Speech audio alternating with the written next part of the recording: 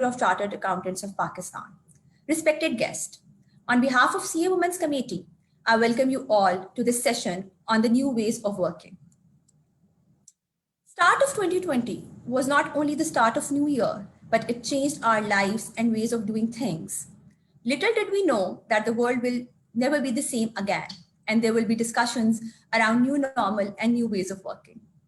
COVID-19 pandemic has affected each aspect of our life, especially the working models. It compelled organizations to adapt remote working and work from home models. These ways of working have caused some challenges, but also opened up new opportunities. In today's session, we have business leaders from various industries who will share their views about the new ways of working. We have a very interesting panel discussion, which will be moderated by my fellow member from CA Women's Committee. Ladies and gentlemen, in order to give opportunity to our attendees to participate, we will be taking a poll. The poll questions will now be displayed on your screens. The poll will be live till 5 p.m. Once you have responded to the poll questions, they will disappear from your screen. Looking forward for your active participation in the poll.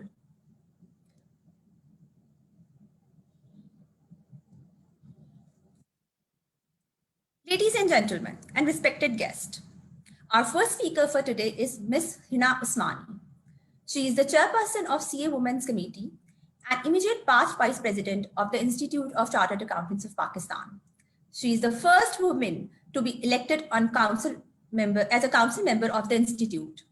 With 27 years of experience, she is the founder and managing partner of Usmani & Co., an all-women-led accounting practice in Pakistan.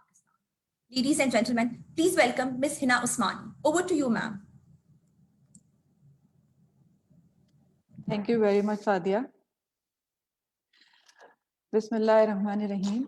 Ladies and gentlemen, Assalamu alaikum, and a very good evening, everyone. It gives me an immense pleasure to welcome all our audience who have joined us today in this webinar hosted by CA Women Committee of the Institute of Chartered Accountants of Pakistan on a very relevant topic in these challenging times. I'm grateful to all of you for your participation and hopeful that you will gain some important takeaways from the exciting discussion and thought-provoking insights by our esteemed local and international panelists. 1 year on, the COVID-19 pandemic has affected practically everyone around the globe, both personally and professionally. There were acute distress situations everywhere, and we have witnessed many layoffs despite government interventions to prevent such losses. Many businesses continue to suffer unprojected losses. However, we saw that many sustained these pressures and not only managed to cope with this unprecedented situation successfully by swiftly shifting to the new ways of working, but were also able to inspire the younger generation towards entrepreneurship ventures. So what really are these new ways of working? The government at all levels, including the government of Pakistan, have reacted quickly by implementing measures that determined our ways of working in the COVID-19 crisis. On the health front, adopting policies like masks or lockdowns and hybrid working spaces. On the socio-economic front, providing massive fiscal support to protect businesses, households, and vulnerable populations. Lowering interest rates, rescheduling debt, support for employee compensation payments are some of the measures taken by Pakistan government that have defined the functioning of many organizations.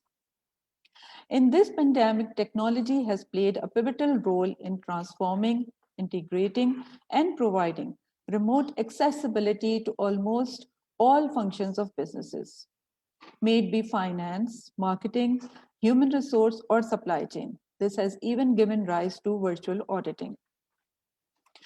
The point I would like to make here is that the technology before this crisis was not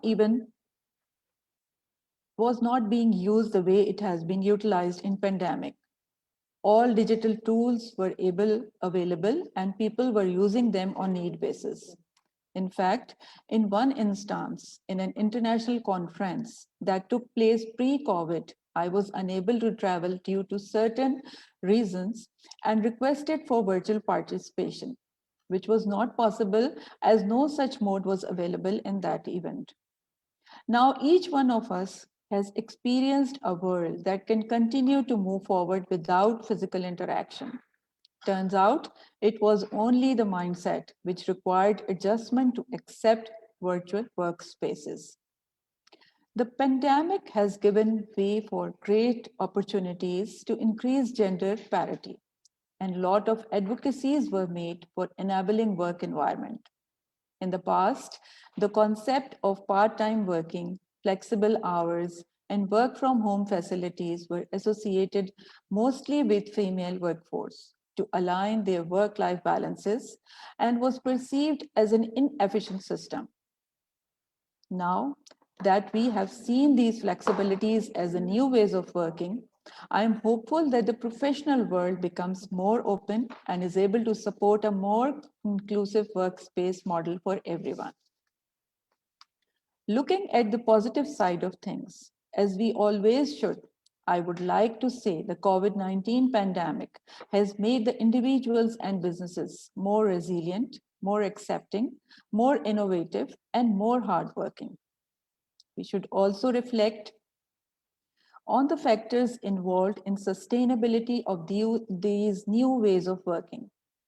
Employers and employees across all sectors are looking forward to see the increase in work from home due to its successful implementation during COVID, supporting more focused work, better work-life balance, and technology-assisted communication.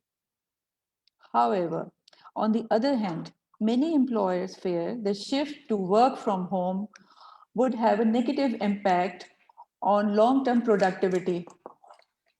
One can question whether it's unlikely that flexible working will be adopted with the same enthusiasm as work from home following the crisis. Similarly, will the employment levels have any impact on long-term sustainability of new ways of working? For example, low-wage staff are more likely to have been laid off than high-wage staff, including recruitment and retention. To understand these factors more, today we want to talk about the new ways of working and their impact on the organizations, the workforce, and how our diverse industry specialists as individuals and as businesses have been dealing with the new normal. Before we hear from them, I would like to appreciate the efforts, time, and dedication of entire team led by our senior member Khurshid Kotwal in bringing us all together to share our thoughts on this pertinent topic. Thank you very much. Thank you, Ms. Hina.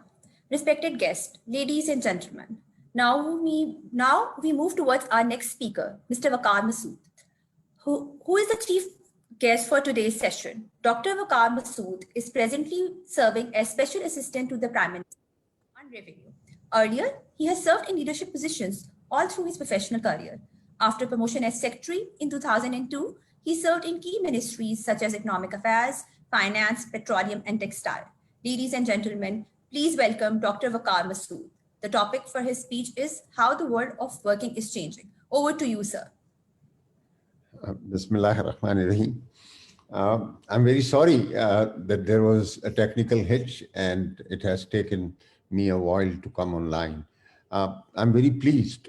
In fact, Hina Usmani Sahiba, Khurshid Kotwal, Sadia Shakur, Banu Ishaq, Sarah Nasir, और जिनके भी मैं नाम नहीं ले सका, I'm really very grateful that you have invited me on a topic, frankly, that needs a great deal serious discussion. This is really the moment in which we need to evaluate how our life has transformed more than 1 year when this whole epidemic started. It was 25th of March when it happened. So we are past another year into this thing. And frankly, as is true of the nature, the things, the way Allah has made this world, when there is destruction, there is constant renewal and building up. And we see that we perhaps would be leaving behind um, uh, a world that perhaps we got too familiar with, and it was time to move on. And one doesn't know, and let's hope that we are coming closer to each other, and this change would mean that we become more efficient, more connected, more understanding. But as is true of almost anything, this rapid increase in technology can work either way, and it could be a way of distancing, it could be a way of disconnecting ourselves, it could be also used for so many other things. But let's keep an eye on the positive sides, as Hina has also said. What I found fascinating about this thing is that we thought the business is only done when you work together or meet people or invite them into your offices. And this thing has, uh, in fact, in China, this happened at the time of SARS. It has visited, this thing has visited us only after Corona. Uh, and the work from home is the new way of life. It has been going on. In fact, I know a friend who works for Asian Development Bank, and he said they are saying that don't talk, don't ask until at least 2022-23 of a reconsideration whether we'll come back and do business as usual.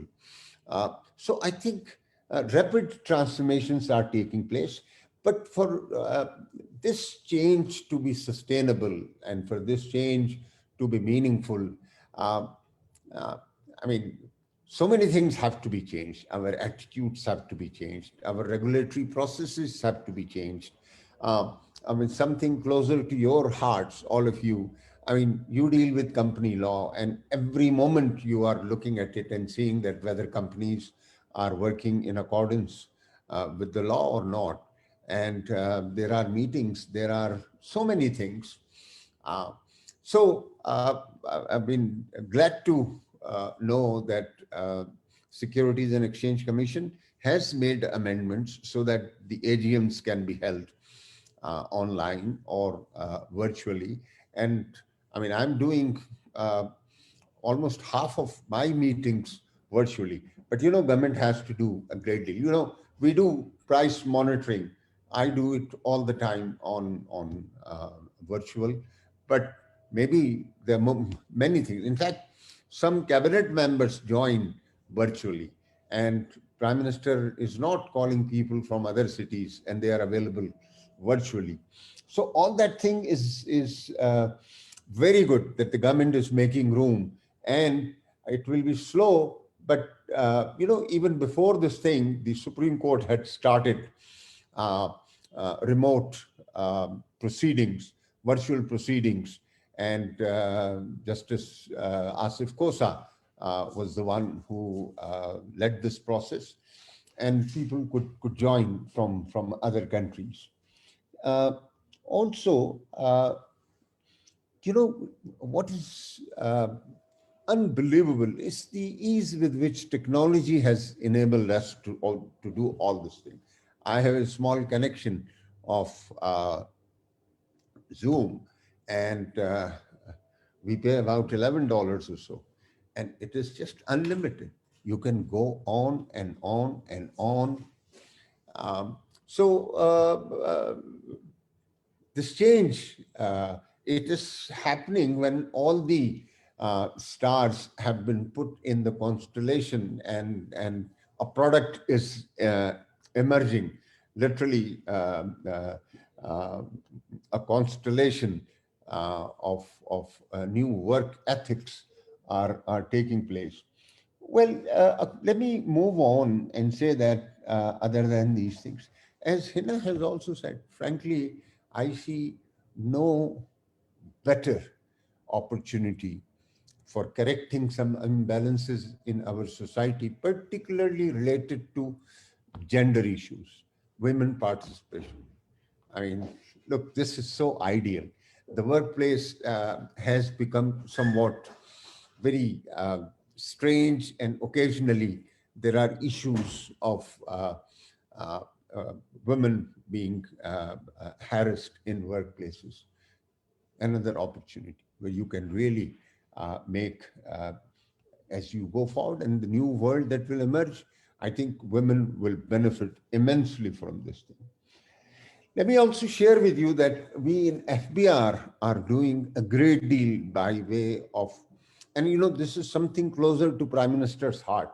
He wants FBR as an organization that just does not have any connection, physical connection with taxpayers. He wants all processes to be automated. And look, you are aware we have done appeals. We are about to do audit, and look, you have forgotten when last time you submitted a challan in a bank. So IRS and WebOC both are, I mean, at the front end of automating our things. But audit will be a remarkable move, and technology is making this. Let me just conclude by saying a few things. Look, the future is, I mean, in my judgment, the work, the way we work has been transformed. It is changed forever. It would not, like I gave you example of ADB, and other people are thinking that, look, we don't need, like there may be storages that you need to maintain by the presence of some people. Well, even there, if technology comes, even those things will be moving fast. So the technology is so pervasive in terms of making it possible to automate all the functions and then do the work from home. And I think I take it really work from home as a blessing. I am not afraid, and I'm sure those, I mean, obviously I'm at the last leg of my career, but those who are just stepping in, they should be excited. Uh, I mean, why do you really have to?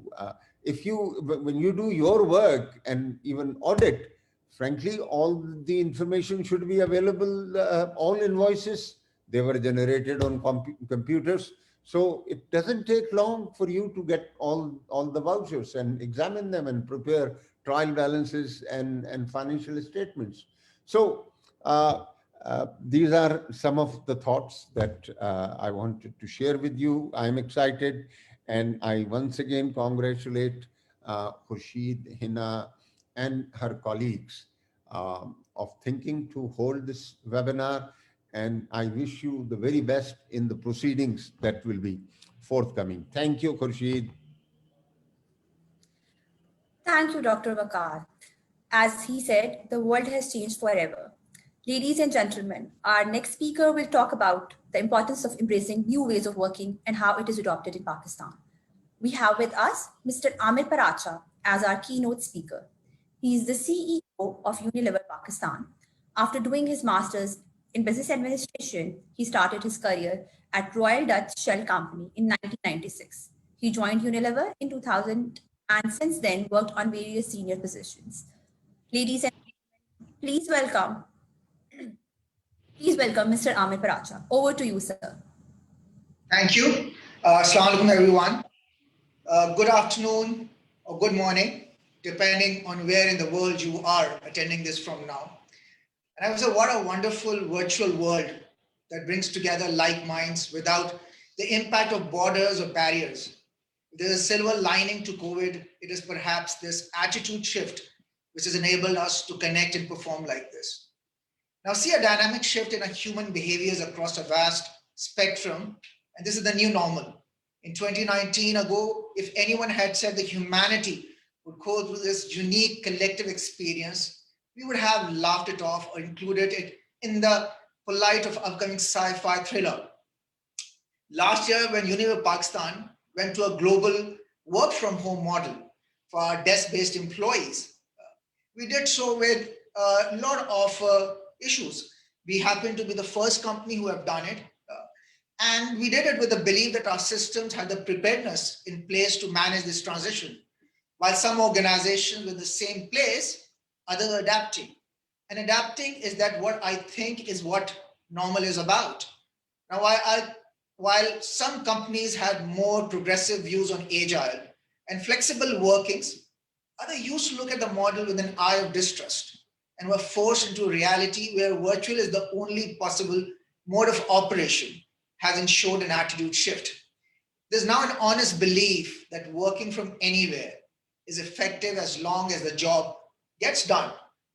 Those that had been deeply opposed to virtual working were thrown off the track by the pandemic and had a harder time shifting gears, especially when the pandemic stretched beyond the expected few months. There are, of course, different sides to the picture. Lately, there's been a lot of debate going around future ways of working. Multiple articles are being published by organizational psychologists in business magazines like HBR, McKinsey, Fortune, that is the era of brick and mortar is over and is everything's going to be virtual? My view, jury is still out. However, I would like to share my personal experience after having lived conventional 5-day work week from 5 to 9, from 9 to 5 for a good 20 years, plus work from home for good 6 months and now hybrid. In the last 8 months that I was confined to the desk of my study and the one dimension of my screen to see any colleague, what I missed most acutely was the vibe of the workplace, which brings alive the energy, the motivation in me to create, collaborate, innovate. Did not miss the great internet, techie meeting rooms, smooth desk.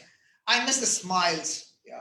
I missed the cheer around me. I missed the laughter around me. The exchange with our reception staff on my way in. I missed the corner conversations I have with a colleague. I ran into the stairs. I missed the buzz of the cafe, even if it was the same menu for the third time in the week. And I missed being able to read the room and feel palpable excitement in meetings when we all could sense the solution building in a session. Now, the biggest learning of pandemic is the world will feel the impact of COVID-19 for years. And while the knee jerk is a complete shift towards a virtual world, the true answer lies in creating a balance between the world we come from and the world we inherit from 2020 and keep close to our heart the beauty of a pre-COVID workplace. The workplace of the future is a hybrid workplace where flexibility is a norm and culture is a source of social capital. We can perhaps never return to a 5-day work week. And there is a natural realization from the previous year that brick and mortar alone is not the world will work. And people should be trusted with the flexibility and a self-accountability to deliver and work from anywhere and not just home. The sustainability of the workplace of today is also from embracing remote working, where it comes to required and making sure that it was implemented at scale. This also allowed companies to think about alternatively innovating their work models and employees' experiences to prioritizing quality of work over governing the aspects in the location of employees. While some companies were ahead of the curve, when it came to agile working, for many, it was trial by fire. And to our credit, beyond the hiccups of tech and behavior in the initial days, we recovered quickly and thrived. The conventionality of the workplace also declined over time as people found the irrelevance of the 9 to 5 desk-based working, rising in a fast-moving, fail fast, learn fast world that changed by the minute. These are all valuable learnings which open up the economy to more enterprising opportunities, especially those whose hindrances to creating and building businesses was the lack of ability of investing in and maintaining office spaces. This was an easy transition for knowledge economy workers whose entire base was built on the people proposition.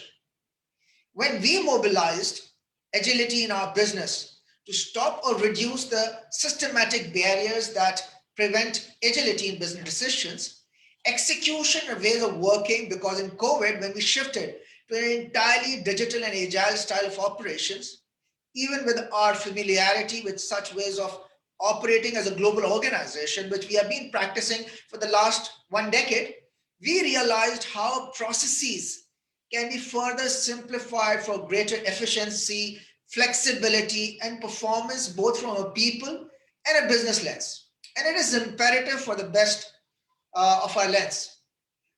It's imperative for the leader to kick in at this time of need, and for people to take an open-minded approach to flexible work options that may look vastly different from the 9 to 5 or shifts that we have been used to following.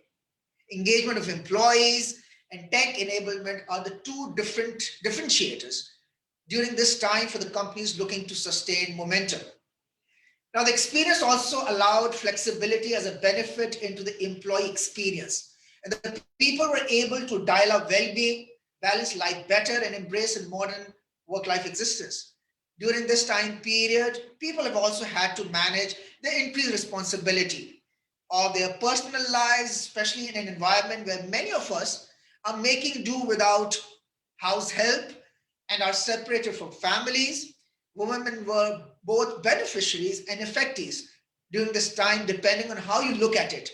On the one side, there was so much more to manage, from online education to house chores and to much around it. They also had more flexibility in the hours they managed their routine. So we have heard different views and got different learnings. This is a call for a greater level of understanding from employers to accommodate the people. This flexibility goes in hand with the amped up focus on helping people take better care of not only their physical, but also mental well-being. Having said all this, it is at the same time important to revisit why the office existed in the first place.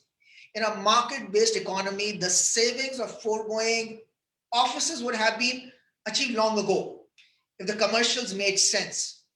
And perhaps this realization is setting in. But as we revisit the original need of the office, it is also important to imagine its future. Soon enough, people will begin to detect the first signs of virtual working fatigue, walls for days in Zoom meetings that race clocks. Even to the most introverted of the introverts will become tiresome. The office is no longer a space to carry out routine works, most of which are fast becoming automated. It's a space that curates culture and keeps alive all that make us human. It is a space where those human moments that allow us to feel passion for our work, find meaning in our jobs tangibly, drive friendships, and create things that can only be created by people coming together, thinking in open, collaborative space, catching each other by surprise, keeping those unplanned, unstructured, unsolicited interactions alive in the lives we lead. I want everyone in this room to think of that one moment where you, without any intention of planning, rehearsing, just happened to walk past someone and got into a discussion that transformed into something powerful. I'm sure everyone will have an example, and I want you to think about the fun of lunch breaks and coffee sessions with the colleagues. I want you to recall a casual chit chat and meet and greet that you would have with hundreds in office just walking to the task of scheduling interactive connects. And I think so. That's what the life is all about. And that's where, now, when you had a query answered by simply a chair turn and a question asked instead of series of emails and WhatsApps, I want you to think of the moment where your meeting changed drastically just because you could see and sense the body language, mood, and feel of the audience in a meeting room. And it was making or break for you. This is all important to how you feel about your job, how you perform, how you commit to workplaces, and the biggest differentiator of why you choose a company, the culture. At Unilever, this is now the guiding blueprint. We have all left a place, joined a place, or chosen to stay at a place because of culture. Imagine if this were allowed to disintegrate. A hybrid workplace allows the balance of the new world to meet the benefits of the old. It allows us to be flexible without being disconnected and agile without being captive. Shape this as the present so your future is shaped at the same time. The workplace of tomorrow will feature the office as a social anchor, the people as curator of culture, and the experience as a summation of human moments and personal choice and a flexibility. A place with the luxury of privacy and a focus when required, and the freedom of movement, energy, communication, and learning from being around people when vital is a culture space. This is a workplace of tomorrow. In the end, I would say a four-wall room without a human connection. Inside is a solitary confinement. A focusless arena with just noise, people, and disruption all around you is chaos. I wish you safety, health, great internet connections, and a meaningful human moments always. Thank you. Thank you, Mr. Amir. You rightfully highlighted the social aspect which we missed during work from home. Those of you who has just joined, poll questions are displayed on your screens till 5 p.m. Looking forward for your active participation. As said by Mr. Amir in his speech, sustainability of business is to embrace work from home or anywhere as long as the work is done. Our panel discussion will take forward this thought. Ladies and gentlemen, the topic for panel discussion is the winner will be those companies who thrive in the new ways of working and not just working remotely. Our first panelist is Camila Kore, having a career spanning 20 plus years in the entire spectrum of finance and accounting in diverse industries, holding senior positions. Camila, at present, working in the capacity of General Manager, Operations at WNS Global Services Private Limited. Our next panelist is Mr. Naeem Akhtar Sheikh. He is the senior partner in UHY Hassan Naeem & Co. Chartered Accountants and a current member of IFAC Professional Accountancy Organization Development and Advisory Group. From 2014 till 2015, Mr. Sheikh was president of ICAP and in 2015 was the president of South Asian Federation of Accountants. Ladies and gentlemen, our next panelist is Ms. Bano Ishtiaq. She is a partner at KPMG UK. Bano has over 18 years of international professional experience. She has worked internationally in Europe, USA, Middle East, and Pakistan. Our last but not the least panelist, Mr. Majid Aziz. He is the Chief Operating Officer at Standard Chartered Bank. He's a seasoned banker with diverse work experience, strong sales and product knowledge, with the entire experience of setting up 2 greenfield projects and starting a government commercial banking division. The panel discussion will be moderated by Ms. Saira Nasir. She is a fellow member of Institute of Chartered Accountants of Pakistan, an independent director and consultant at Transformation Professional Private Limited. She is also a member of CA Women's Committee. Now, I will hand over the proceedings of session to Ms. Saira. Over to you, Saira. Assalamu alaikum. A very warm welcome to all the panelists. There is no denying that the world has changed drastically. Organizations are rapidly embarking on a journey to digitalize core processes. The impact of the trend is yet to be fully seen because the investment is ongoing. But many forces we talked about before this pandemic, like automation of work, the need to reskill, have been massively accelerated. Let me just put a word that whatever views are being expressed in this panel discussion are that of the panelists themselves and do not reflect a stance of their respective organizations. My first question would be to Bano Sheikh. Bano, you are presently working, the working environment is pretty fluid. As an audit partner, you must have faced a lot of challenges. but somehow managed to encounter all those, and you successfully finalized a lot of audits, which was, of course, a new thing for you all in this troubled times. Many new techniques and procedures must have evolved. What do you think are the major trends that you see growing over the next few years for adopting new ways of working?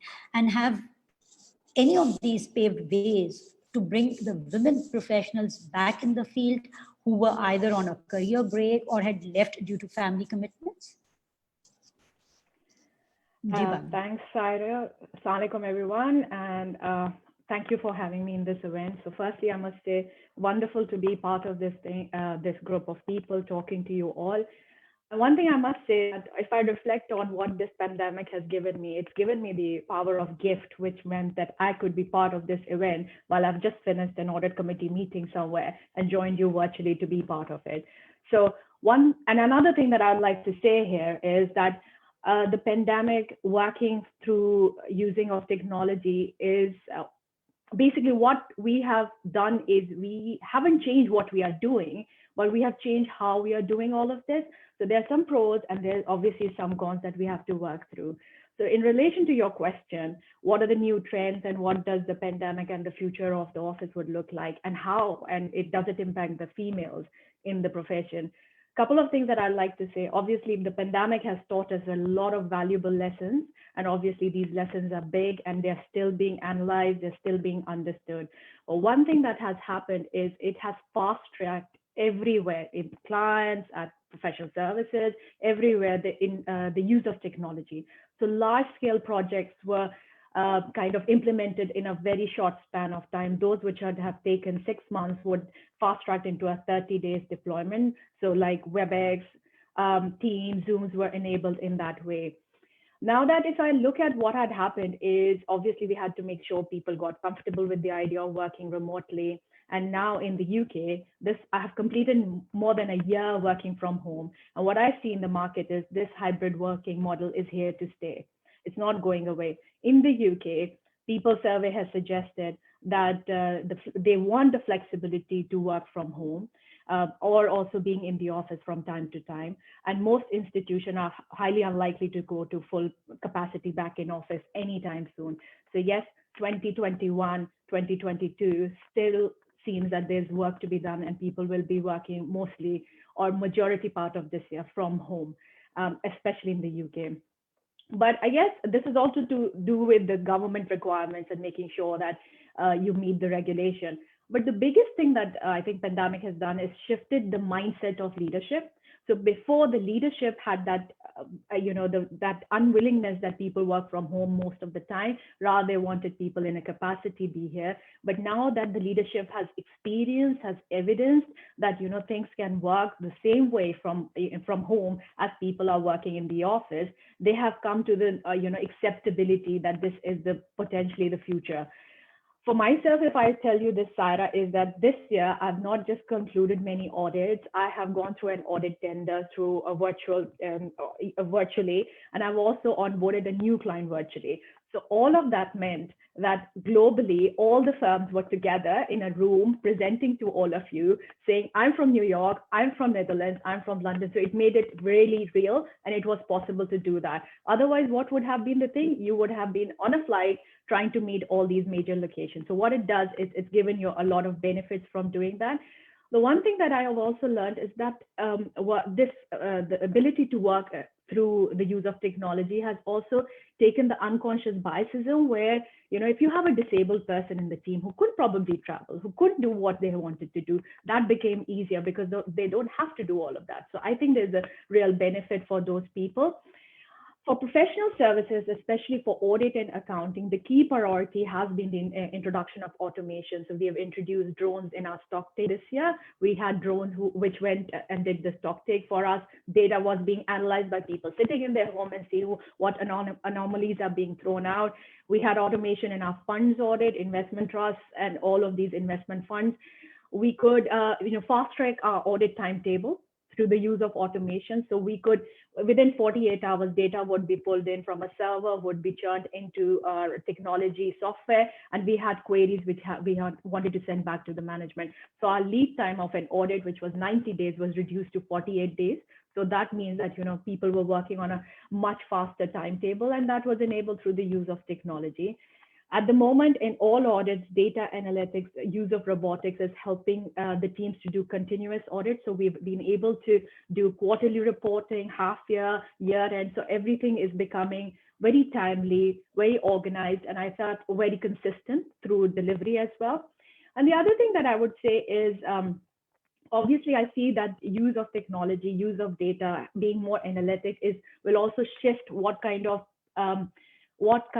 educational background or basic education would be required. So before, we would obviously have the need for chartered accountants still there, but we do believe that the dynamics of the workforce will be more IT specific as well. So we'll have some IT scientists, data analysts being part of your audit team. So that's going to be an interesting challenge for all of us. Now, in terms of what do I see, the world of the office environment is likely to change to be a more collaborative incubator kind of a set scene. So you won't probably have a lot of normal desking. It will move towards hot desking, and that's how it would be. But we will, inshallah, I hope that we all get to see the sight of offices again. I think the automation and the wider adoption of working from home being the new normal will definitely play a very big part for women coming back to their careers after a sabbatical or a maternity break. And during the pandemic, while most of the studies have shown that homeschooling, majority of home care predominantly meant that the responsibility of women at home was again at a very high level. Automation, introduction of technology, flexible working meant most of the women could continue doing their job as they were meant to do, right? Otherwise, if we didn't have all of this, most of these women would have to leave the workforce and then re-enter. And that would have been it still seems to be the heightened risk that we face of pandemic. Nearly a Harvard study shows that 2.2 million women has left the workforce in the US alone. So to bring them back into the workforce is going to be a bigger challenge. And again, one thing, Saira, I must say, people have to realize that women in workforce is a must. And it cannot be looked with, women, diversity is a must. People now ask you, audit clients ask you, what is the diversity dynamics of your team? So it's a must to have them. But we have to make sure we do not just give them the technology, we enable them through role modeling. We give, we educate the hiring managers, we remove the pandemic gap year biases, and also give them the technology tool education and upskilling so that women do remain part of the workforce. And that is a must for all of us individually and collectively as well. So I think that's what I would say on the question you just asked me.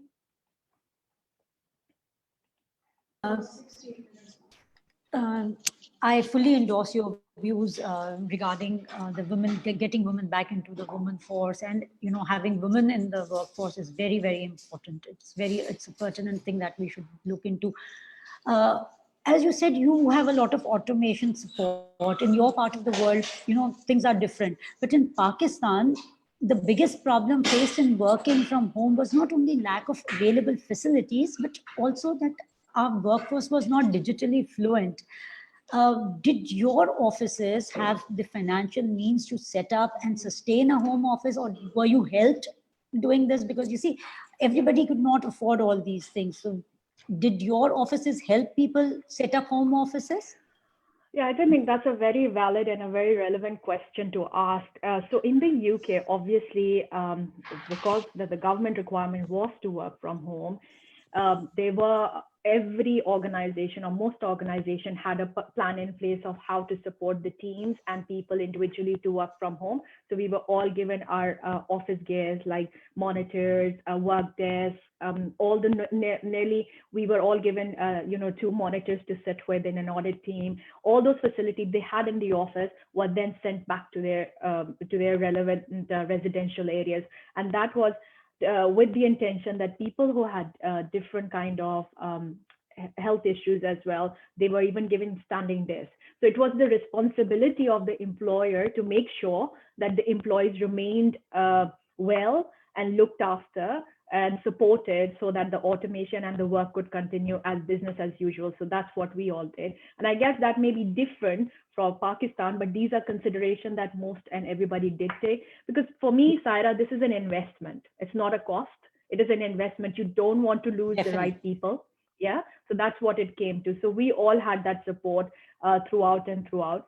And I guess from an digital point of view, I think even it's not just my organization or the ways of working of a professional services. Doctors are basically doing voice recording of all the discussions, and then that is actually electronically converted into written notes and put on their data. So it's not just what this profession which is seeing change. It is every profession which is going through change, which is amazing, right? That gives you the opportunity to do different tasks differently. The other thing I would again then say is in professional services, majority of the staff is made of millennials who are tech savvy. I have to actually go to a student of mine or a team member who's junior. Tell me, how do you do this? How do I do this? Also do the same. How do I view this in a landscape? And they're telling me more things to do. And that's the beauty of it, right? Yeah. That while I'm a leader, I'm also learning as much as they are. And they're teaching me how to use that. So even for today, one of my team members said to me, the best thing you could do is open the spotlight, and that will give them a better view because you're sitting in a dark corner. I said, oh my God, that's the right thing to just be told right before I go into an audit committee meeting. So I guess all in all, there's a lot of positives from the pandemic. I totally respect that people have lost family, people are unwell, but I think this pandemic has left us with a good gift, or inshallah, Allah miya hum sabko, we all get to meet each other face to face. I would love to do that. But Saira, remember one thing, I wouldn't have been able to connect with you because you would have thought about it. That let's invite her from the UK and pay. So it's easier to do that now. So I guess it's the world. I would leave it. It has small, right? That's good. Thank you, Thank Bano. you so much. Thank you. Naim Saab, continue on the same things. You are a partner of one of the leading SMPs. Conducting audit and other professional works during pandemic posed a challenge in itself, and for SMPs to handle the same was even difficult. We would like you to share your experience in this regard, and what role did regulators play to facilitate the SMPs, and how the increased work was managed? Thank you, Saira, for the question. I'm really thankful to the organizers for giving me this opportunity to be part of this webinar. Well, Bano has given us a total different perspective, and I think the perspective from Pakistan and that too from the SMP is going to be slightly different. Nobody was prepared for this pandemic, basically. And when we opened offices, the first challenge with us was the safety and security of our staff. The first thing we did was that we reduced the strength of our staff to 25% so that every person can come on the fourth day. And we tried to communicate more through the digital platforms that were available to us in shapes of Skype and WhatsApp meetings and things like that. But you see, audit posed a different challenge to us. Audit in Pakistan had two segments to it. One is that where you need to work on the customer books and accounts and records, But the problem here is that ecosystem was not that facilitating to do that remotely, basically. So that part, unfortunately, we had to send our teams to the clients. And even if the clients, a few of our clients were on cloud, they were very reluctant to allow us to access their systems remotely due to cybersecurity issues. And very recently, to share with the crowd, one of our clients received a mail from an Indian hacker who said that you pay us some Bitcoins, otherwise I'm going to hack your data, and didn't pay heed to it. And eventually 3 days later, the data was hacked and they were without the data and they had to pay the Bitcoin. So there are issues, with the audit, and we had to physically do the stock takes. We don't have any drones here to do it, like the Bano said, but that's a very good idea. But let's hope we have the investment and the technology to do that. So, but the rest of the part, which is to be done internally, that of course we did while working from homes remotely through using the digital platform, all reviews, all the discussions and all the debates that took place remotely, and we were able to do that. But the challenging part was the client records and that verification process. Then moving on to the second part of your question, the role of regulator. Let me tell you the biggest problem that we faced as SMPs. Most of the firm had huge cash flow crunch, basically. It may not be there for the big four, but cash flow crunch because offices were closed for 2 days, 2 months. And when we opened up, even then the pipeline was totally dry, basically. So even the firms have force majeure, like they could not pay the salaries to their staff. But I really appreciate the role of, let me talk first about the State Bank of Pakistan, who really came up with very good schemes to facilitate the entire business and trade and industry in Pakistan. And the people were given the remissions, the relief, and the leverages to borrow more, to pay off their salaries, and especially the Institute of Chartered Accountant, which signed an agreement with one of the local banks, which allowed us to borrow money on our receivables, which is very unique. Normally banks will not do it. And to tell you, we also as a firm benefited from that. So regulators like Waqar Masood Saab talked about SECP. They did facilitate the virtual meeting of the BODs, and the AGMs. But unfortunately, I think they should have been more bold and allowed the extension in time of closing the financial statement, which was 120 days, and it became very difficult for everybody to actually do that. Now, the new normal, the last point was the new normal, like everybody echoed. The new normal is, I say, I understand that COVID was very disastrous for the humanity. And we quite a lot of us have even lost our loved ones, but that's okay. But like every cloud has a silver lining, I think COVID has done a digital push, I would say, especially in countries like Pakistan, basically. Globally, the technology companies were already using the internet and the platforms to work from home. Like we are aware, there are a lot of companies in USA, like Zapier work in 23 countries of the world, including USA, and don't have a physical office. Similarly, the Tata Consulting, 70% of the labor force were working from home. But, rest of the world, especially in this part of the region, South Asia, I think we were really standing on the edges and were very apprehensive to adopt this change. But I think what the COVID has done is that we will be forced to adopt this change, and that will become the new normal.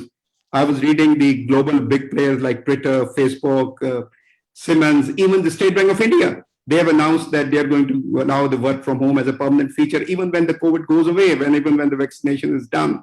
So I feel this is high time for entire practices, and especially for the SMP, because SMP has to look inward and come up with I know it's challenging, but they have to come up with a hybrid plan, I think.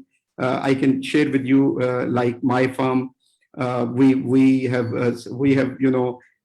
done two things. We've moved to the cloud, and I think everybody needs to do that, so that the office can be worked from different locations effectively.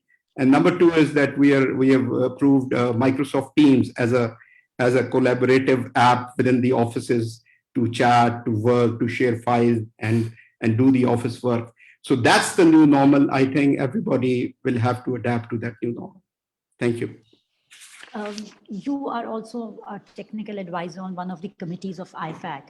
I would like you to share with the participants the high points of the Practice Transformation Action Plan, a roadmap to future, issued by IFAC, which highlights key areas and initiatives for SMPs in the changing times.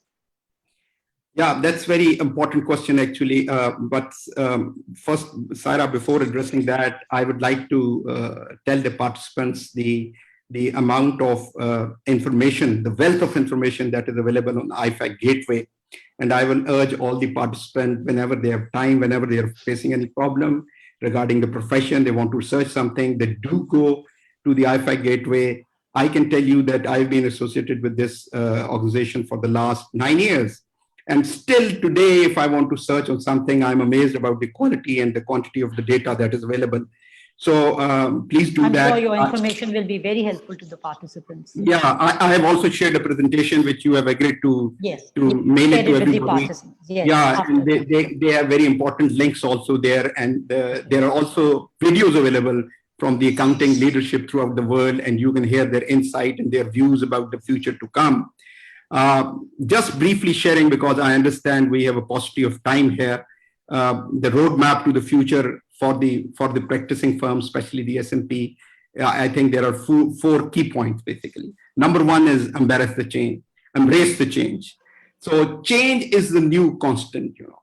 When I was going through it, I remembered Allama Iqbal, great visionary. आज से 100 साल पहले उन्होंने कहा था, सबात तगय्युर को है फकत ज़माने में. Sabat means constant and तगय्युर means change. So he predicted. So the change is a new constant. So the future requires a very agile mind and a very open mind, which is willing to accept change and constantly focus on making improvement basically. And the key ability which you will require would be to anticipate the trends. That's very important. You anticipate the trends and then also anticipate the implication of those trends for your clients, so that you can then customize your services according to those trends. That's the key. And then also only those firms will be successful which stay ahead of curve. So that is number one, embrace the change. Then comes, which will be overemphasized, but very important, leverage technology. Fundamental to all future successful firm will depend on how they embrace the technology for increasing productivity, for increasing the efficiency, or for increasing the value addition to their client. And you know, this we can do under 4 heads in technology. Number one is that you conduct an environmental scan. And when I say environmental scan, I don't mean to say that you look inward, you look outward. What is available in the world? What is happening in the world? And how it's going to affect you, how it's going to impact you. And you think, when you think about the concern of positioning your firm in the future, you will be surprised that most of the concerns underpins the technology at the base. So you have to be, your thinking has to be clear. And once you do that thinking, then you need to, thinking is not good enough, then you need to have an implementation plan. And then you have to see what is relevant to you. You have to see what are the budgets with you. And then you have to prioritize them basically. So that is the second part. And once you do that, then the third and very significant thing is to identify a technology champion within the organization. That's very important, because most of the people within the organizations are like we partners are busy in day-to-day mundane thing, and we do not find time to focus on this area. Like we have identified a partner and we have identified him as a technology champion, and we have given him the responsibility to do that. So all the firms need to actually identify that person. Like previously we used to have governance champions, now we have to have champions. Absolutely right. So fourth thing, very importantly, adopt the cloud. There is no way you can do without a cloud. Cloud will help you to remotely, all your employees to remotely access your businesses, basically, your office resources. Cloud will help you to share your work instantly with your clients also. Cloud will help you to reduce your cost also. You don't need, I am a small firm, I cannot have a technology expert in my firm. That cybersecurity, it will take care of that. And lastly on technology is involve your clients into it. Share them what you're doing and how you're going to better service them. And the third thing, which also Banu talked about, third point is the human talent. She's absolutely right. Diversity is very important. You need to have now data scientists, like she said. She's absolutely right. So diversity of the team is very important. You need to bring in different competencies. Accountants alone will not do. Number two is that the flexibility of hours and working from home, so that you allow how you can retain the talent. If a female talent is available in the market, and she has to choose between the family and the work, I can allow her the flexibility of hours through working remotely, which will help them to retain that talent. Yes. And then the last thing is that also other competencies, like we emphasize a lot from the forum of the Institute, also the soft skills, the interaction skills, the negotiation skills, they're also very important as far as the talent management is concerned. And last thing is that the firms have to evolve their operating model. And you know, we have to get away from the routine traditional roles of taxation, auditing, and evolve more advisory roles basically. And you know, S&P has a big advantage because they are the trusted advisor to their clients. So what they can do is they can actually work with their clients. And to share, and before closing this, let me share with you, I received a call 2-3 days before from one prospective client, and I asked him, what service do you need? Do you need tax, auditing, or advisory? And you know what the answer came? He said, we don't need neither of the three. I said, then what do you need? He said, we would like you to support us in making our business profitable. And that was a music to my ear. I said, well, we don't do it, but definitely we can do it. You come over. And so, you know, you have to really change your perspective totally, basically. And unless and until S&P do that, it's going to be very difficult to survive in the future. Thank you. Thank you, Naeem. That was really enlightening, your talk. Shamila, a very warm welcome to you. Different countries have dealt with this challenge, changing situation differently. You have been hearing speakers from UK and Pakistan by now. And you being from Sri Lanka and you are working for a business process industry, would you share with us how the business process industry handled the challenges under COVID? What challenges are impacting the dynamics of this business in terms of providing outsourcing services to clients? Can the practices adopted by your industry be applied to other service industries like consultants, advisory, tax, audit, etc.? Yeah, thank you very much for having me on this session. It's a great pleasure to be part of this discussion. So to give a bit of an understanding onto our industry is actually not necessarily having the companies within the landmarks of the Sri Lanka itself or particular country itself. We work for different countries. We work from east to west to south to north. So it's all around, and our clients are worldwide clients. So one of the way that we were really impacted, because we were basically working through the technology, and there is huge amount of information security, data security requirement in our industry. And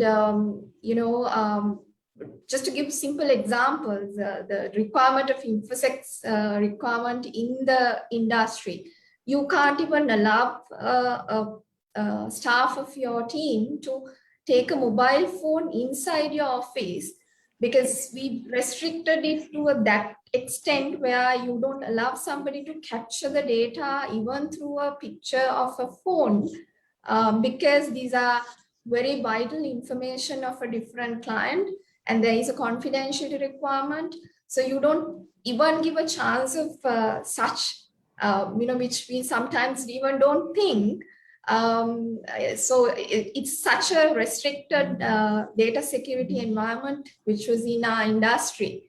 But having said that, when it comes to the pandemic, you didn't have a choice, because you still have to deliver the service, but you can't physically come to the office, be working in the office, and there was a compulsory requirement for you to move back and start working from office. So the biggest challenge for us was how do we maintain the InfoSec requirement, the data security requirement of our clients. And as Amir said, there was an attitude shift which brought the pandemic to all of us. I would say that also has brought in a change into the risk appetite of all of us, because even our clients understood that for us to provide the service, for them to continue on getting the service, you need to let go certain risks that you didn't want to absorb earlier. So they agreed to relax certain conditions to allow us to work from home, where we connected to their network through internet. However, this brought a different challenge to us because our cost on cybersecurity, unlike any other organization which is residing within the same country, our cybersecurity investment was very high because we still need to maintain the connectivity to the client with a secure environment. And also, it has to be uninterrupted service. And also, the other challenge that we have as an industry we face was our services are governed by service level agreement, we call it SLAs. So there is a way that our service is being measured by the supplier. So however much the challenges that we have, we still have to maintain those service level agreement in terms of our turnaround times and the quality. But there is a challenge because the connectivity at a home is not as effective as a connectivity you have in office, because these are personal service providers, home provided network, routers. So that connectivity was not that great. And also sometimes even the weather condition in the country, when it's heavy raining, thundering, you lose power connectivity, and you can't be expecting everybody to have alternative power supply like generators and so on. So there is a productivity effect came into the industry again because of these infrastructure challenges that we had. Another challenge I would like to highlight is that in terms of transitioning the work now, how we transition the work from a client is that we usually travel to the client destination, we work with the client's staff, we understand the process, we perform the task there, and we bring it back to our own locations and we start performing the task.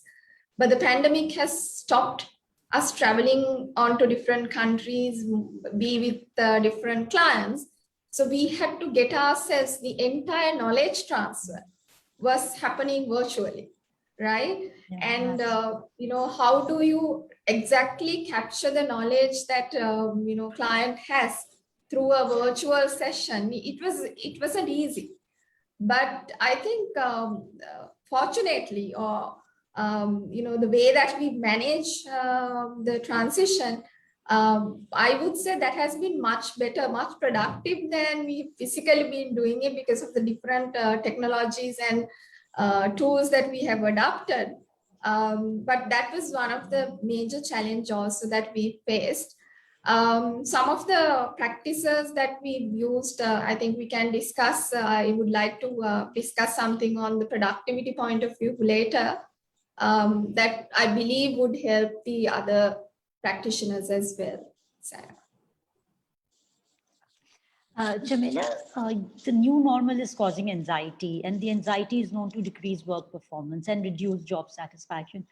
We rely on human psyche that when an employee comes to work and spends 8 hours, this means that he or she is doing work.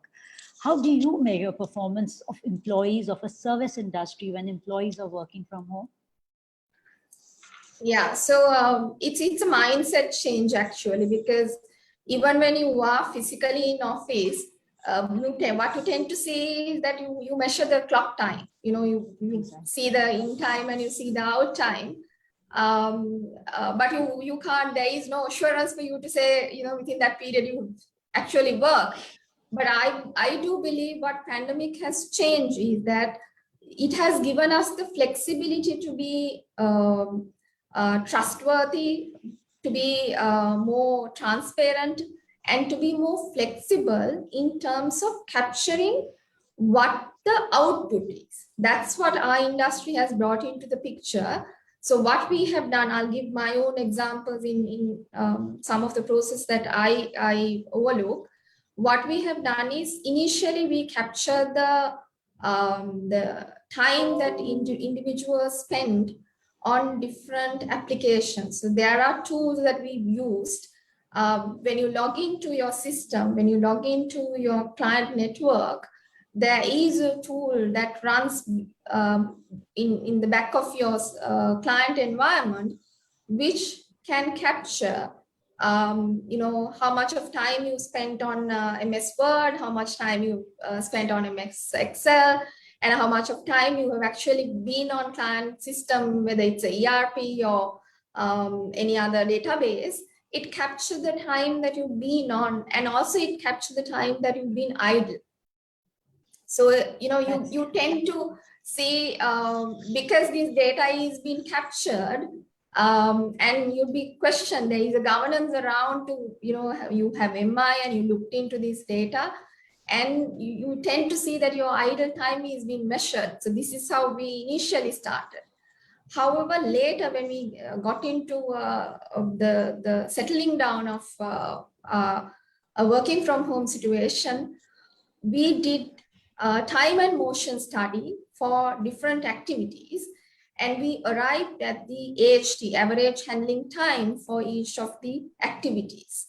Then what we started was, we know a certain number of outputs that a particular individual needs to provide on a particular day, and we measure the AHT through our time and motion studies, and then we see the productivity of that individual based on the hours that person has worked, because we know for 100 productive items, this is the time that you need to spend, and have you done that output within the time that you've worked.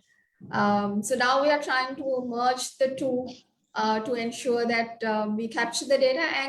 And one good thing that has brought into the picture is that has given more transparency even to the individual to understand on certain areas they have to improve. They are spending a lot of time, and there is a training requirement. You need to get into certain training for you to improve your productivity, because you don't know, even if you take Excel, you don't know how to maximize the usage of Excel.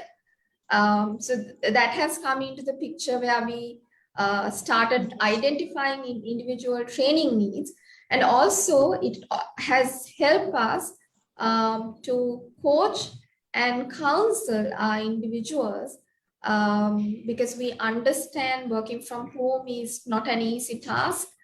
You have a lot of pressure coming in, and your connectivity or engagement with the individual also has brought into the picture, which has helped us to increase our productivity, because people start realizing there is an investment coming through to me. There is a lot of engagement taking place. Because of that, we feel that there is an increased productivity as well. Hope I answered you, Zaira. Thank you. It was very nice, especially this performance measurement was really, really very nice. Thank you. Majid sir, you are the CEO of Standard Chartered Bank. That's one of the leading banks, and you're representing the banking industry in our panel. You are well aware that the role of automation is shifting and the tasks people do. Across the board, employees are eager to see organizations put greater emphasis on flexibility, competitive compensation, and well-being of once the pandemic is over.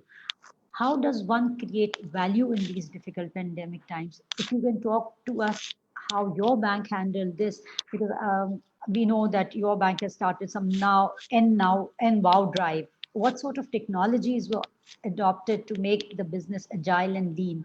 How trust disciplines were made, and how empathy was demonstrated through trust, through these three pillars you have named: connect, collaborate, and create? No, thank you. First of all, I'd like to thank all of you for inviting me to this great session.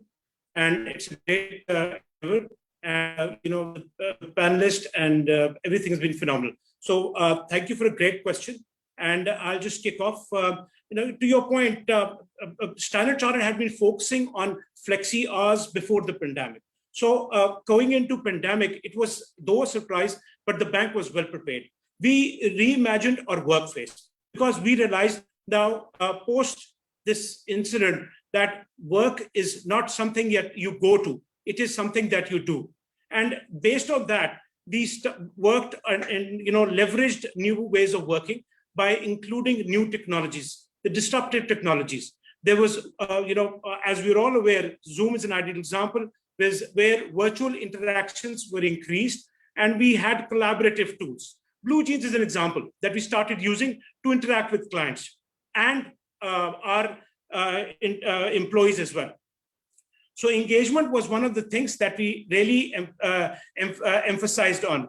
We used to, have regular empathy check-in calls through these platforms. And that really ensured that the interaction with our clients and employees remains intact. During this process, we talked about governance. For us, governance was very critical from an information and cybersecurity perspective and data confidentiality. So we made sure that though we kept engaged and held on to these things, we did not compromise on data security as well. And I would like to compliment the central bank because the initiatives that they took to help the banking industry on a whole really helped. They introduced work from home policies. They helped us, even gave us approvals to ensure that our call centers are able to operate from home, which was unheard of prior to this. So they were very forthcoming and aggressive and supported the industry. And then, from an industry perspective, as you're all aware, that cash flows were being affected. So the various funding techniques that central bank came out with just, help supplement them as well.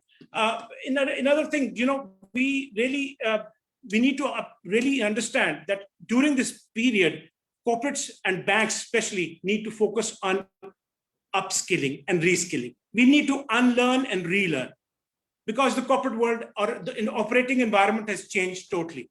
And the reliance on disruptive technologies is going to increase radically. We all talked about, various, blockchain is an ideal example. I'll just share something interesting. We are recently in the process of leveraging blockchain to advise and issue a letter of credit, which was unheard of. The reason we're able to do this now is because we have to be creative and collaborate and connect. And that's what the 3 pillars Standard Chartered has come up with post-pandemic. We need to stay connected both with our clients and employees and leverage these technologies to ensure that we add value.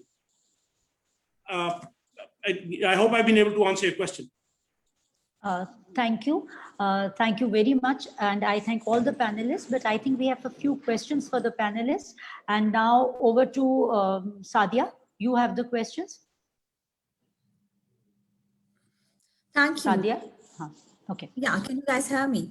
Thank you so much to our respected panelists and our moderator. So the first question, which has been asked by Sabah Rashid, the question is that where the technology has been an equalizer from a gender perspective, how do we ensure that employers do not exploit this situation to maintain and widen the gender pay gap? I will request Ms. Bano to please answer this question. I think it's a really good question, to be honest. So I guess from my perspective, this was something we've discussed at an International Women's Day event as well. So gender pay gap and making sure that that gap doesn't widen, the only way to make sure that happens is to make sure we have women in the workforce and the pandemic, and also people who have, during the pandemic, if the people have left, that the women are encouraged back into the workforce so that we continue to see talented women come through the cycle, get to the leadership. And remember one thing, the gender pay gap has to do with a lot of women not having leadership positions, right? So that's where the talent really needs to be focused around. We need more and more women getting to the, not just the workforce, but getting to the top. So that will help us. So again, that's my 2 things that I will say is to make sure we can enlighten, enthuse, make sure we are focused on the women agenda, getting them back into the business, and then giving them no unconscious biasism because of a pandemic gap. If they have taken a maternity gap a year, if they've taken sabbatical, that you still make sure that you have these women welcome back into the workforce. So the risk of widening the gender pay gap will only go if you have the talent coming through. So that's what I think is the right way.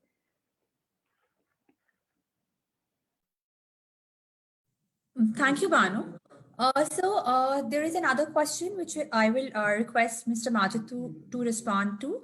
So the question is that due to remote work, I think that there are multiple health issues experienced by employees, mainly due to posture issues while working remotely.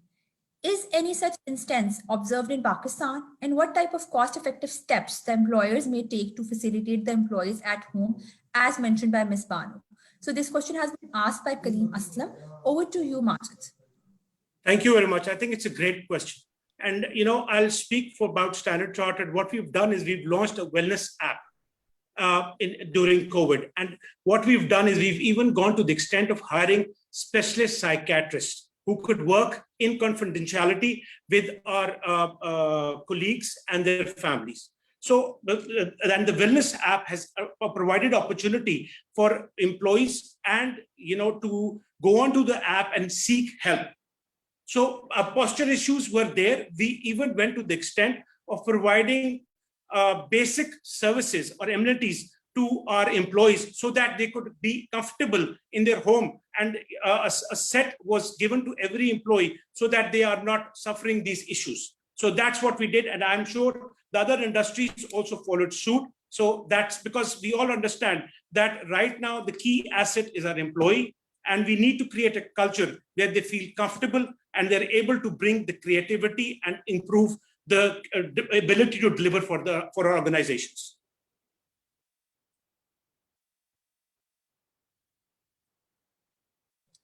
Thank you, Sadia. The next question is also from Kaleem Aslam. I would like Mr. Naeem Akhtar Sheikh to answer this question. The question is, the new ways of working, as mentioned by Mr. Naeem Akhtar, also increase the use of technologies like clouds, Teams, and the use of data security services by companies offering services to their clients. So how you see the profession of audit in future?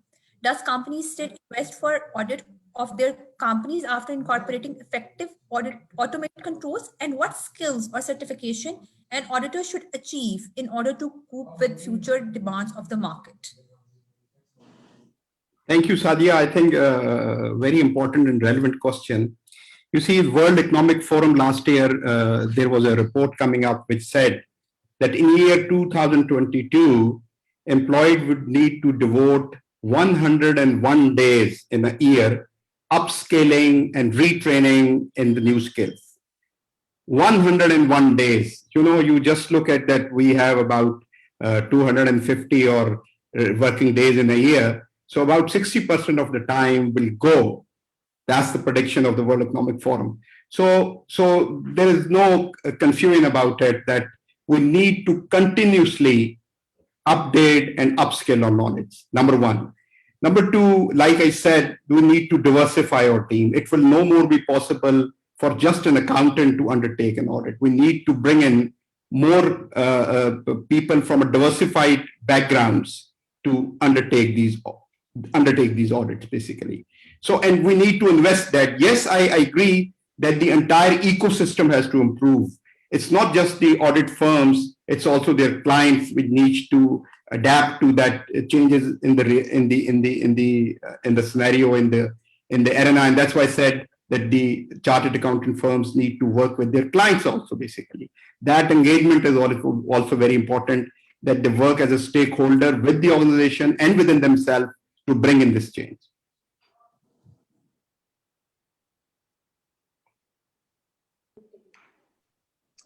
Thank you, Mr. Naeem Akhtar Sheikh. There is another question.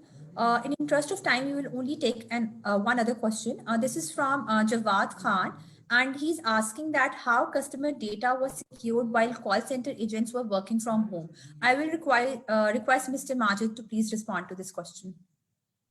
See, customer confidentiality is a key paramount thing at Standard Chartered and all the financial industry. We have robust systems to ensure the confidentiality of the data for our clients is maintained at all times.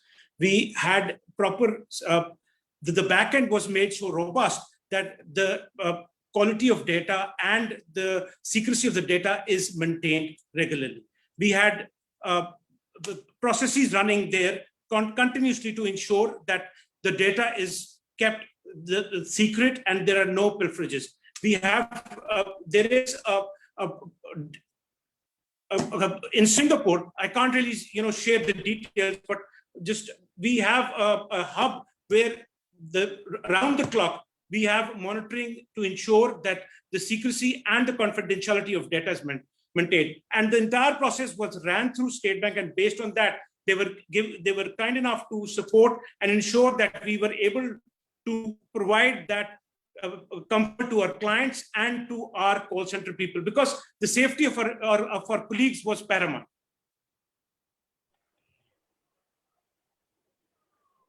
Okay. Sadia, Sadia, thank you. Yes, I think Banu wanted to add. Yeah. Thank you so much, Mr. Majid. So Banu wanted to add something. Banu, please, over to you. Yeah, so I guess two things I will say. Now, coming back to the point of cybersecurity. So there's obviously, due to the pandemic, the heightened risk of cyber attacks has been there. So you have more attacks, but it's become much more sophisticated as well. So that's one thing I would like to say to everybody, that cyber risk was heightened, but the sophistication of these attacks are wonderful to note. So it's become much more sophisticated and it goes unattended. So that's one thing that we've been discussing a lot internally and externally with clients. One thing on the mental well-being and the health issues related, there's what I would say is within the firm as well, and elsewhere at clients I've seen, there have been a lot of efforts being put specifically for women at the workforce. So for us, what we did is we also offered women childcare at home and elsewhere. What can we do to support them so that they could continue to perform their work? We also gave them a specific code where they could put their charge hours of how much time they're spending on health, taking care of their schoolings and the kids.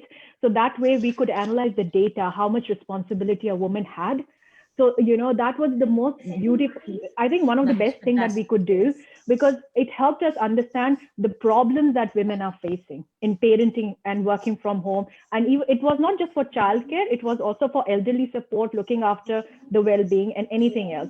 So I think these kind of tactical steps needs to be taken to support the women back into work. And that's a very big thing we need to really focus on. Please do not think that this is going to go away so quickly, and if it doesn't go away, this pandemic and the working from home and the responsibility on women, and we don't do the right things, which is managing and understanding what they're going through, you will never be able to entertain them back into the workforce or keep them going towards leadership. So I think that was one thing I really wanted to say to all of you. Thank you. Thank you, Banu. In interest of the time, we will not be taking any further questions from our audience. All the questions which have been asked are there in the chat box, and you can also email your questions to ICAP and we will respond back after the session. Thank you to all our panelists and our moderator. The panel discussion was surely thought-provoking. Ladies and gentlemen, the poll results are now available with us. I will request IT to please display the results on our screens. So there were two questions which were asked. The first one was, do you think work from home boosted productivity? 50% of the participants said that yes. And so there is like a 50-50. And then for question number two, is there adequate employer support? So 59% of the participants responded that there is an adequate support available. So they responded it as yes. Khushreed Kotwal, doing the concluding remarks, will share more insights and analysis about these results in her speech. Ladies and gentlemen, technology is the backbone of any working model. To discuss about the readiness of Pakistan's technology to embrace new ways of working, we have with us Mr. Nadeem Hussain. Mr. Nadeem Hussain, who is the special guest speaker. He is the founder, CEO, and president of Tameer Microfinance, Pakistan's first private sector microfinance bank. He was invited to speak at Harvard University and Johns Hopkins University in 2012, where Tameer Bank was showcased as Asia's solution to financial empowerment. He was awarded the Global Leader Award in 2011 by C5 in Geneva. Ladies and gentlemen, please welcome Mr. Nadeem Hussain. Over to you, sir. Thank you very much. It's a pleasure to be talking to this august company. I have 10 minutes, so I'll try and encapsulate my thoughts during this period. The first thing is that COVID has dragged Pakistan into the technological age. Prior to COVID, the only digital transactions we were largely viewing were those on the payment basis, and even those were partially over the counter. As a consequence of COVID coming in, at least 5 sectors have seen major change in terms of volume appreciation in transaction value. The first one, as we are aware of, are digital payments. Digital payments have increased at least 20-fold before the pre-COVID era.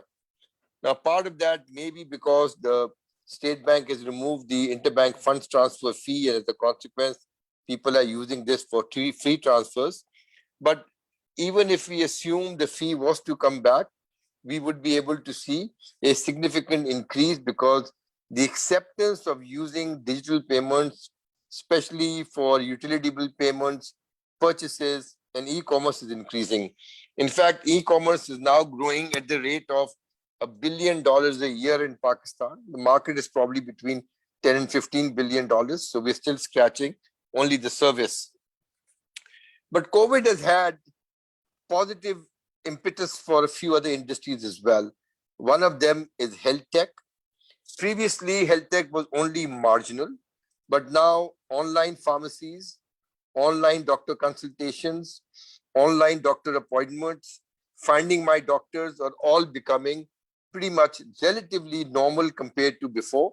There are at least 20 companies in the market, and one company has just raised another $5 million. So the startups which started pre-COVID in the health tech sector are now finding traction. Similar experience is being viewed in the education sector. Previously, again, education tech was a marginal thing only available for tuitions or potential courses. But with the closure of schools, the schools had to rapidly move to a tech-based solution so that their students could actually do their homework and participate in class sessions using digital means. Though health tech and health tech have seen major growth.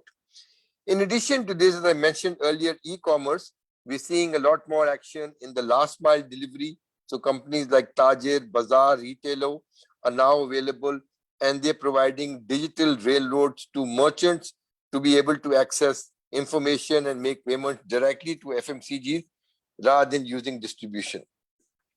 So other than the lending piece, because as a result of unemployment, the lending piece meant that the default rates at microfinance banks, commercial banks, and non-bank financial institutions have increased significantly, while the State Bank made central interventions to help defray the losses. Once those facilities mature, we will see a major uptick in default rates before the market settles down. From a technology perspective, I would say in some cases we are ahead than many countries in the world, and in some cases we're still in the dark ages. What we have from a positive perspective are some infrastructures. For example, we have NADRA. NADRA provides a unique identifier to every citizen of Pakistan who is applied. That provides the basic of a digital identity. When you're talking about digital transactions, digital identity is a key. And so we are one of the few countries where you can get real-time biometric verification of an individual through NADRA. And now we're seeing more and more companies outside the financial sector starting to use NADRA. We also have another infrastructure company called PMD, Pakistan Mobility Database, where you can actually put into sync the number of an individual and the CNIC so that you can have a second level of security. The reason I'm mentioning this, whoever wants to go into digital strategy or using digital railroads, they need to first identify the customer. And these two elements purely greatly help assist creating digital identities so fraud or fraudulent transactions can be minimized. Other than that, we have 55 million smartphone users and about another 50 million on feature phones. Every month, we're seeing an increase and a transfer from feature phone users to smartphone users. Smartphone users, once they have a smartphone, obviously make the digital railroads and digital interaction much, much easier. GSM covers probably close to 90% of Pakistan's physical infrastructure. So as far as reach is concerned, We have at least 2G services available in 90% of Pakistan. 5G is still a little bit off, ways off, although there have been some talks of spectrum sales. So first we'll have to convert the 2G directly into 4G, and then obviously 5G will come down later on. So what we are seeing is a plethora of, other than the health tech and e-tech, education tech I talked about, we're seeing a major uptick also in infotainment, e-gaming, agri-tech, and now people are focusing on the Kriana ecosystem, whereby QR codes are coming in, which are quick response code, so that you can actually make a physical payment, digital payment for physical goods. The reason I talk about, again, I'm giving more examples in the financial sector, is that we have close to 6 trillion rupees out in the market, in the system right now. We're one of the few countries which has such a very high number of cash in circulation. If you want to go digital, you need to convert this cash into the digital system and then keep it digital rather than going out again as cash. And that's something that we're currently struggling with, because while we have about 55 million wallets, less than 10% of those are active. There are 4 technologies currently which are dominating in the world, and we seem to be very far behind in all 4 of these technologies. The first technology is the use of big data and AI. There are less than 5 companies which are actually using AI as a tool to change the customer journey. The lens I always have is that of the customer journey. Let me give you an example. Currently, there are companies in the system which ask you to give access with your consent to your smartphone data, and based on their algorithm, just using that data can give an instant loan of up to even, let's say, 5,000 rupees for a month. Now, why is that important? 5,000 rupees may seem like a small amount, but this is an instant loan given with money in your hand under 5 minutes, which will allow you to establish credit history, and subsequently you can go to a commercial bank and get a much higher ticket size loan. Our banking industry, unfortunately, remains mired in the dark ages. If you were to ask for a credit card or a personal loan and you are new to the industry, you would be lucky if you got something under 2 months. If you want to open a bank account, again, other one, it's a level 0 remote bank account, which has limitations as to what your transactions on a month can be. You are going to be lucky if you're able to open a bank account under a month. In this world now, where bank accounts can be opened in a minute, our banks remain in the dark ages as far as account opening is concerned or potential lending is concerned. In fact, the total lending commercial banks have to individuals in a country of 220 million people is less than 1.5 million individuals. So big data and AI have not been used by the banks, which are sitting on a wealth of information, because in your banking account, you have multiple transactions. You have credit card settlements, you have bank transfers, you have deposits. Those create a customer profile and customer behavior, which banks are using worldwide to create a lending product for their deposit customers. 55 million bank accounts, 1.5 million lending customers. If big data AI was used, you would change the customer journey and make instant credit available to new to industry customers, which we still haven't been able to do. The other technology other than these 2, big data and AI, which the world is adopting, but we haven't used except for very limited use cases, is blockchain. And please don't confuse blockchain with Bitcoin. Bitcoin uses blockchain, but that is just one application of blockchain. Blockchain, not just for the sake of blockchain, but has multiple uses in Pakistan. For example, in the pharma industry, if we were to do it correctly, every medicine produced through its value chain, through blockchain, could be ascertained whether this is a placebo or an actual medicine. But that requires the pharma industry to embrace the concept of blockchain. Similarly, 10% or more of our degrees that students provide are fraudulent. If again blockchain was used at the original source and that degree put on blockchain, So when I, as an employee, go to a potential employer, I could give my blockchain public hash key, and the confirmation would be instant rather than wait 1 month or 2 months if your degree is from out of town. The process is so convoluted that there are companies which have been created for a large employer which has invested in an individual only to find 3 months down the road that that potential degree is fraudulent. So blockchain can also be used for trade. Blockchain can be used for account opening.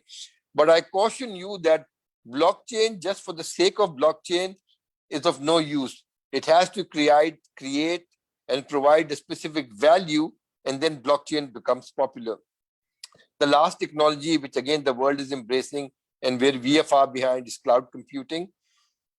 Recently, the State Bank has come up with some regulation which allows people to actually park some of the information that they have outside meaning outside Pakistan, because customer data to a large extent is very private. The State Bank is very concerned, but you can anonymize that data and keep it outside. The reason I'm talking about cloud computing is that it's 1/10 or even sometimes 1/50th the cost of you creating your own primary data center.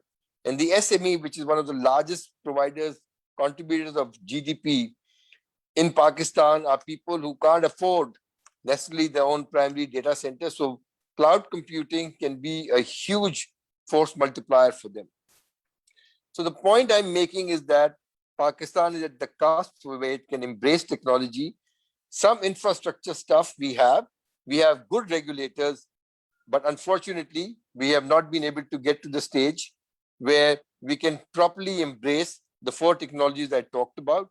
But we are seeing huge traction in the segments I talked about: fintech, health tech, edtech, infotainment, Kriana ecosystem, and agri-tech. And if we actually keep focusing on them, we can see a much larger number of people using this. So that's my initial 10 minutes, people. If I have time, and if the organizers want, I can respond to some Q&As. Thank you. Thank you, Mr. Nadeem Hussain. So basically thank you for your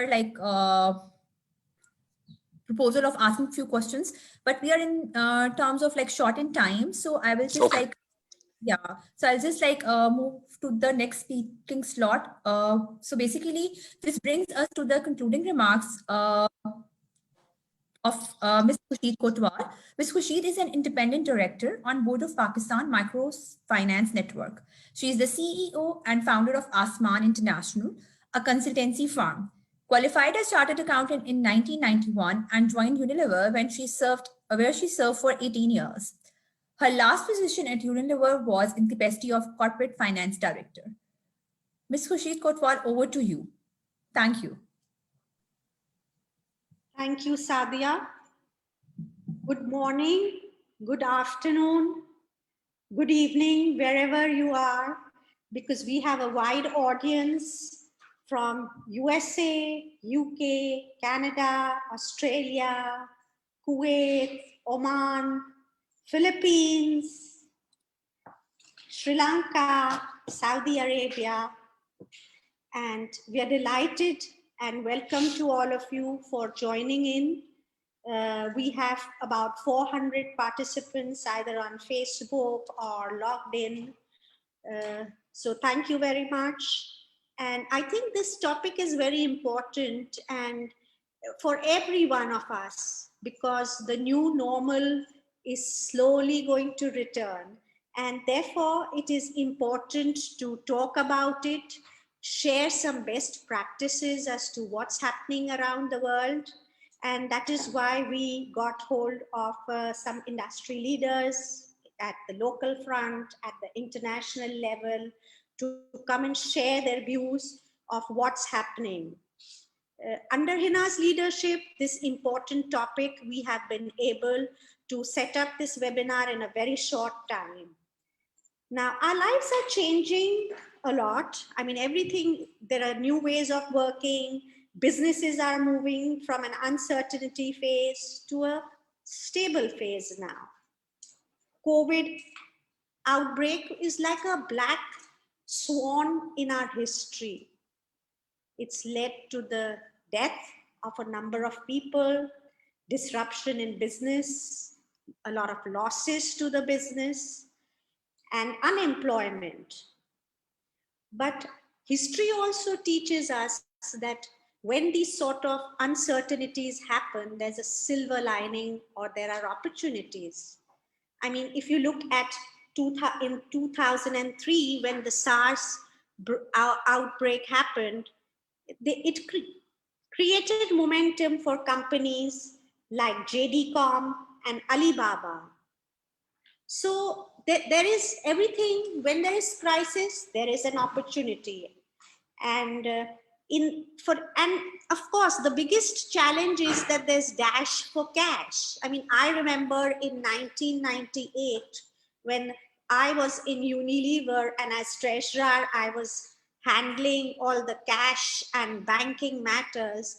Whoever had the pile of cash or was able to pay their debts or take on open letters of credit and bring in their materials quickly were really the winners in the marketplace. And even today, what we see is that when that cash gets short under business uncertainties. So this is an important thing to remember as well. And of course, we've heard today, as well as we know, that State Bank has helped a lot as well in terms of making policies and rules in terms of the repayments, etc. So, and the hybrid model of working from home as well as from work will continue. I think this is what it will happen in the future as well. And people are of the view that yes, where there are benefits, of course, you miss out on the interaction of people. And as Amir said, the energy and the human element is missed out when you're working from home. And therefore, this hybrid model is likely to continue. So, I mean, we've seen in the papers that PwC UK has already announced a sort of a hybrid model for its teams, like, and where people will be have flexibility to work from home for a certain portion of their time. So I think businesses will come up with these sort of hybrid models. Of course, there would be those extreme cases as well, like the Goldman Sachs chairman mentioned that he felt the interaction was very important, and to him, his team and his people will be back to work. So different views are emerging, and but clearly there are benefits and advantages of having a hybrid model. Like, another important thing which is likely to happen, or is happening actually, is the pool of talent that is available. So because of COVID, like, there have been a lot of job losses, and now talent, a lot of companies are sitting on talent. So what is likely to happen is that there will be a sharing of talent. So for example, I was again reading about Unilever in the UK is doing a pilot project of seeing how resources can be shared, of course not with competitors, but with their peers. Like, so these are some of the trends that could be emerging. Now, digital technology is going to be top priority. I mean, you know, like, it's gained a lot of momentum. Today, you've heard every speaker or most speakers talk about it. You've heard Nadeem speak about the fact that, yes, where we have the advantage of a digital identity, there's still a lot that can be done in terms of big data, in terms of artificial intelligence. And I fully agree, because, you know, we felt the same about 4 years ago when CA Women's Committee held a conference on the fourth industrial revolution, which was all about these technologies and making people aware as to, you know, how the world is changing and likely to change. So fully agreed that, you know, IoT, 3D printing are all, you know, going to happen, and Pakistan also needs some catching up. And I believe a lot of catching up is also required in RPA, which is like robotic processing automation. So, which is like using AI and intelligence. So businesses in the West have already started using RPAs. And I think I did hear Majid talk about a bit on the RPAs, but generally RPAs is something that will eliminate a lot of jobs. The thing is not to be too concerned about these. This is a fact that AIs will climb up, or technologies will climb up the corporate ladder. Like, for example, when I went to the US, like 4 or 5 years ago, I had my first encounter with a bot, and it did more of servicing us at a hotel and bringing us all our requirements in the room. But now I think things have changed since then, and they are doing intelligent work of people. So a lot of RPA work will be done, and what Pakistan and what we need to do is not fear about these technologies. I think I continuously hear this, that will the technology take over the jobs?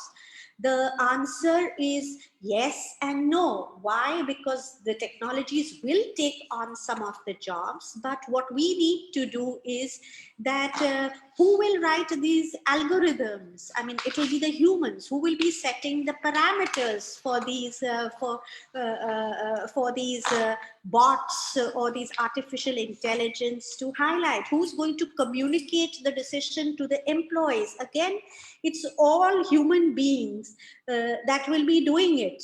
Yes, some of the jobs will be eliminated, but what we as individuals need to do is upskilling ourselves. Yes, jobs will go, but new jobs will be created. Jobs like data analysis will be in great demand. I mean, we've heard Nadeem as saying that, big data is important, and Pakistan still needs to go ahead with it. But these are the things that will happen in the future.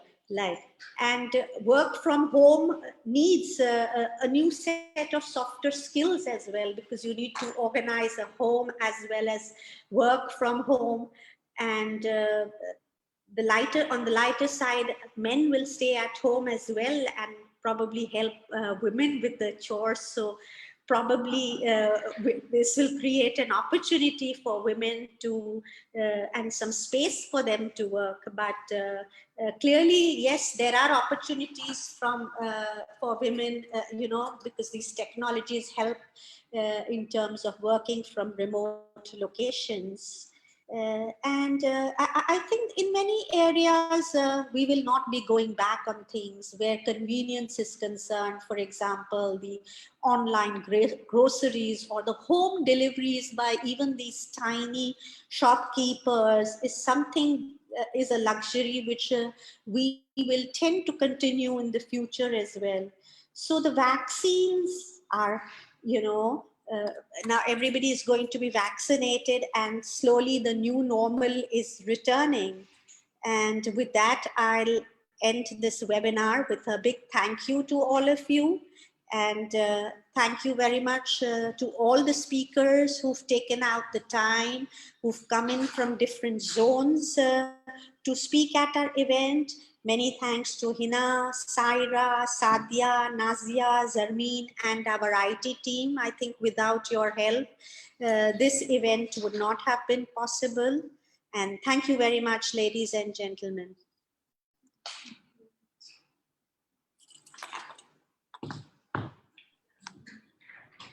Let's leave the meeting.